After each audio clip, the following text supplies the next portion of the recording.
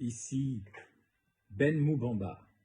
Nous sommes le mardi 15 octobre 2024 et j'ai l'honneur de vous adresser un petit message en vous encourageant à suivre sur ma page Facebook le reportage d'une chaîne de télévision sur la révolution de palais qui a eu lieu au Gabon, c'est-à-dire une fausse transition, un faux coup de liberté.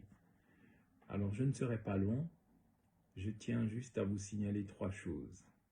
Un petit commentaire sur la rentrée politique du Parti démocratique gabonais, les conséquences sur tous les soutiens que le CETERI et Oligui Nguema ont enregistrés à la faveur de leur coup d'État du 30 août 2023.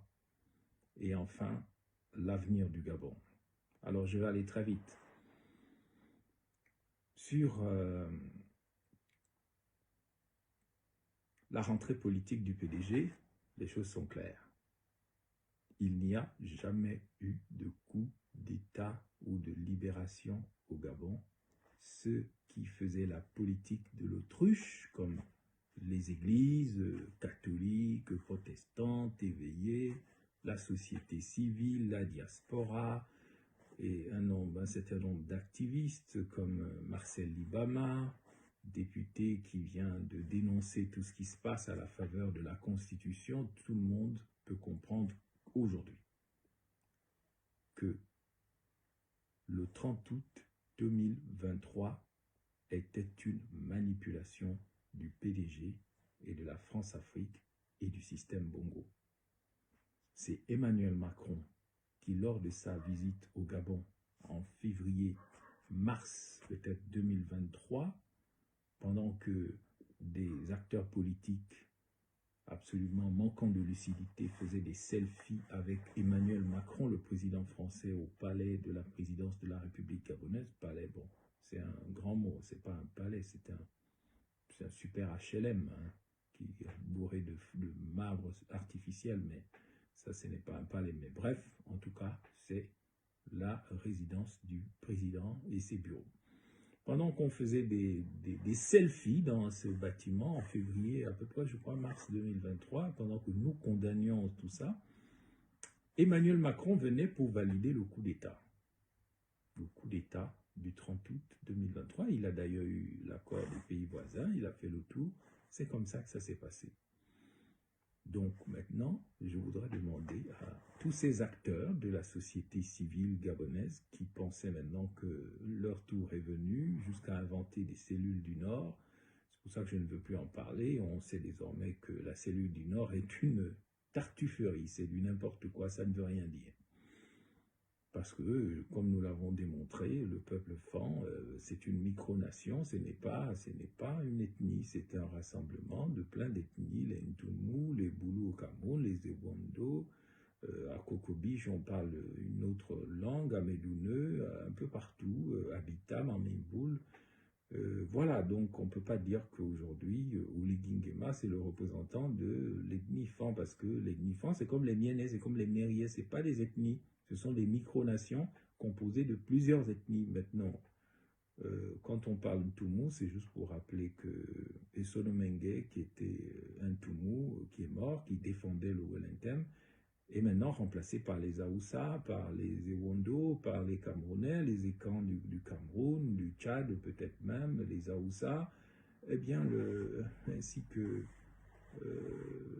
certaines personnes de la Guinée équatoriale. Donc aujourd'hui, les choses sont claires, le PDG n'est pas mort. Le PDG et Oligui Nguema, sous sa forme CETERI, le PDG, c'est la bête qui était dans l'Apocalypse. Le CETERI PDG, c'est la bête qui était, qui n'est plus et qui revient et qui va à la perdition. Vous trouverez cela dans le livre de l'Apocalypse au chapitre 17, verset 8.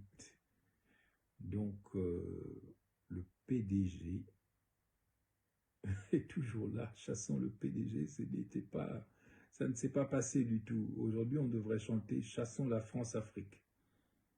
Et c'est ici que je veux évoquer l'audience que Angéline Goma, ma sœur de la Nyanga, a accordé au nouvel ambassadeur de France. C'est comme si l'ambassadeur du Gabon recevait le parti du RHDP de Ouattara en Côte d'Ivoire. Tout le monde trouverait ça anormal. C'est comme si, arrivé en Russie, l'ambassadeur du Gabon allait voir les opposants ou alors aller rendre visite au parti de Vladimir Poutine. Ça, ce sont des mélanges de genres qui ne laissent pas d'inquiéter. Qu'est-ce que ça veut dire derrière? Ça veut dire tout simplement que la province qui dérange en ce moment, c'est la Nyanga. Et celui qui dérange, et qui prétend être la figure symbolique la plus représentative de la Nyanga, c'est le modeste personnage qui vous parle, Ben Moubamba, qu'on appelle aussi Imhotep, celui qui vient en paix. Donc, je vois bien que je suis la principale gêne au Gabon de la France-Afrique parce que nous sommes la province la plus pétrolière, la plus gazière. Et le système Bongo PDG France-Afrique, avec son CETERI, s'appuie sur les richesses de la Nyanga et du Nyangou, mais surtout de la Nyanga, pour s'enrichir. Donc pour ça, il faut placer une fille de la Nyanga à la tête du PDG, ressusciter le PDG, puisque tout le monde sait désormais que Oligui Nguema ne fera pas l'affaire dans tout ce qui se passe. Il n'a pas la capacité de devenir un grand leader politique. En attendant de trouver l'oiseau rare, l'oiseau rare du Gabon, on fait tout maintenant pour entuber encore les Gabonaises et les Gabonais, puisque les Gabonaises et les Gabonais sont manipulables à souhait facilement. Pour ma part, je dis ceci pour terminer. Je n'ai pas tellement suivi le programme que je vous ai donné tout à l'heure en parlant de mon intervention rapide. Je tiens à rassurer les Gabonaises et les Gabonais. Dieu finira par frapper les mangeurs de chair humaine, les buveurs de sang humain qui veulent revenir, les assassins, les corrompus, les mauvaises personnes, tous ceux qui ont détruit le Gabon et qui sont là et qui veulent toujours revenir, comme la bête qui était, qui reviendra pour aller vers sa perdition, Apocalypse 17:8. Alors je dis à ces gens du PDG, tous ces gens, les églises, société civile, forces vives de la nation, qui font toujours les mauvais choix et qui s'en prennent toujours à ceux qui sont innocents. Faites très attention, Dieu va vous frapper. Et je n'aimerais pas être à votre place quand Dieu se lèvera et qu'il vous frappera après vous avoir livré en spectacle. Repentez-vous sincèrement, convertissez vos cœurs avant qu'il ne soit trop tard. Convertissez-vous avant qu'il ne soit trop tard, car aucun mensonge ici-bas ne peut durer éternellement, même s'il a le sceau impérial de la France-Afrique. Convertissez-vous au lieu de vous agiter, au lieu de remuer les fesses, comme on a vu récemment encore lors de vos rentrées politiques. Et vous, membres des forces vives de la nation qui vous trompez tout le temps, spécialement les églises, ce n'est pas parce qu'on se dit homme de Dieu qu'on sera épargné. Ce n'est pas parce qu'on se dit membre de la société civile qu'on sera épargné. Dieu va vous sanctionner. Répentez-vous avant qu'il ne soit trop tard. Dieu va vous frapper. Il va frapper le PDG, il va frapper la France-Afrique. Il a déjà commencé. Il va frapper le bongoïsme. Il va frapper aussi ses complices, parce que trop c'est trop.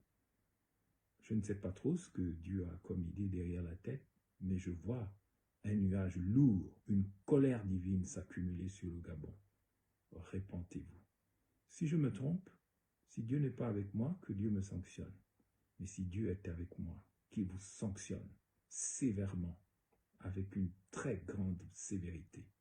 Amen.